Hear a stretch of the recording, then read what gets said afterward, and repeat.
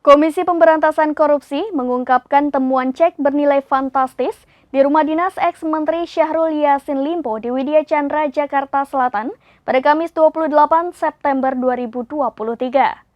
Temuan cek Bank BCA senilai 2 triliun rupiah itu diungkapkan oleh KPK saat menggeledah rumah dinas SYL ketika yang bersangkutan masih menjadi menteri.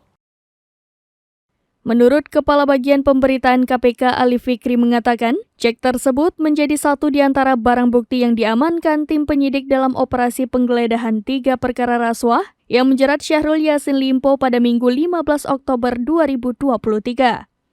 Ali mengungkapkan cek itu atas nama Abdul Karim Daeng Tompo yang bertanggal 28 Agustus 2018.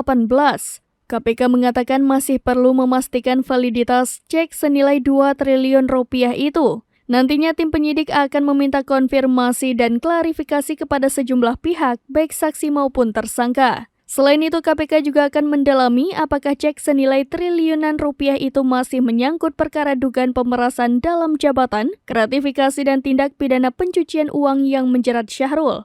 Dikutip dari Kompas.com, awak redaksi telah berusaha menghubungi kuasa hukum Syahrul, Ervin Lubis, untuk meminta konfirmasi dan tanggapan terkait cek 2 triliun rupiah itu, termasuk siapa Abdul Karim Daeng Tompo.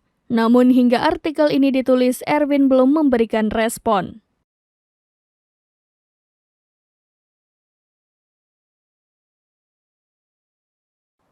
Demikian informasi terkini, Saudara Lun saksikan terus berita lainnya di kanal YouTube Serambi News, website dan Facebook serambinews.com. Download Tribun X sekarang, menghadirkan lokal menjadi Indonesia.